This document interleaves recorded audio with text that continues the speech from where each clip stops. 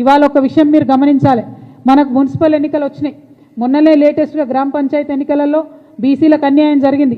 42% reservation ఇవ్వకుండానే ముందుకు పోయిండ్రు.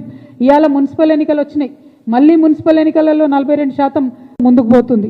ఆ ముందుకు పోయేటటువంటి సందర్భంలోనే మరి బీసీలు ఎక్కడ తెలుసుకుంటారో, మరి సంస్థలు, చాలా సంస్థలు, వ్యక్తులు ఎక్కడైతే గలమెత్తుతారో అనేటటువంటి ఆలోచన రాగానే ఏం చేస్తారు, గుంపు మేస్త్రి గారు గుంటనక్క గారిని ట్యాపింగ్ కేసులో పిలుస్తారు. గుంపు మేస్త్రి గుంటనక్క ఇద్దరు కలిసే ఉన్నారు. మభ్యపెట్టేటటువంటి ప్రయత్నం ఇది తెలంగాణ సమాజాన్ని. రేపు పొద్దున మీరు నోటిఫికేషన్ ఇస్తున్నారు మున్సిపాలిటీస్ కోసం, మా బీసీలంతా ఏకమవుతారు, ఏమైంది మా 42% అడుగుతారని చెప్పి కొత్త డ్రామా మొదలుపెట్టిరు తప్పితే ఇది ప్రజలకు వనికొచ్చేటటువంటిది కాదు. వాళ్ళిద్దరు కూడా కలిసే ఉన్నారు.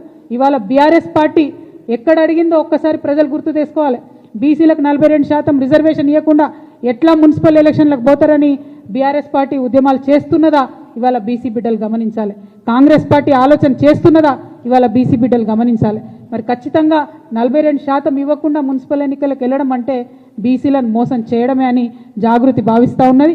మరి సత్యనారాయణ గారి స్ఫూర్తితోని మేము మరొకసారి డిమాండ్ చేస్తూ ఉన్నాం, ఏం తొందర లేదు, ఎన్నికలకు ఏం ఇబ్బంది లేదు. ఎప్పుడైతే పొలిటికల్ పవర్ అనేటటువంటిది బడుగు బలహీన వర్గాలకు వస్తుందో, 85% పైచిలుకున్నారని చెప్పి రాహుల్ గాంధీ గారు చెప్తున్నటువంటి ఆ సమాజానికి వస్తుందో అప్పుడే తెలంగాణ బాగుపడుతుంది. కాబట్టి 42% రిజర్వేషన్ ఇవ్వాలి అని ఇప్పటికీ కూడా నేను ప్రభుత్వాన్ని డిమాండ్ చేస్తున్నా.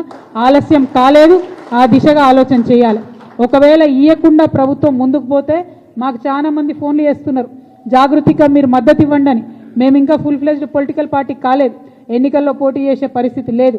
కాకపోతే ఎవరు ఎక్కడ నిలబడ్డా బీసీ, ఎస్సీ, ఎస్టీ, మైనారిటీ, ముఖ్యంగా మా ఆడబిడ్డలు, మా యువ మిత్రులు ఎక్కడ నిలబడ్డా వారు మా మద్దతు కోరితే తప్పకుండా జాగృతి తరఫున మద్దతు ఇస్తామని నేను ఈ సందర్భంగా తెలియజేస్తా ఉన్నాను.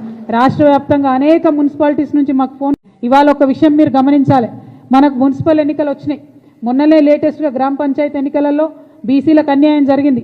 42% రిజర్వేషన్ ఇవ్వకుండానే ముందుకు పోయిండ్రు. ఇవాళ మున్సిపల్ ఎన్నికలు వచ్చినాయి, మళ్ళీ మున్సిపల్ ఎన్నికలలో 42% ముందుకు పోతుంది. ఆ ముందుకు పోయేటటువంటి సందర్భంలోనే మరి బీసీలు ఎక్కడ తెలుసుకుంటారో, మరి సంస్థలు, చాలా సంస్థలు, వ్యక్తులు ఎక్కడైతే గలమెత్తుతారో అనేటటువంటి ఆలోచన రాగానే ఏం చేస్తారు, గుంపు మేస్త్రి గారు గుంటనక్క గారిని ట్యాపింగ్ కేసులో పిలుస్తారు. గుంపు మేస్త్రి గుంటనక్క ఇద్దరు కలిసే ఉన్నారు. మభ్యపెట్టేటటువంటి ప్రయత్నం ఇది తెలంగాణ సమాజాన్ని.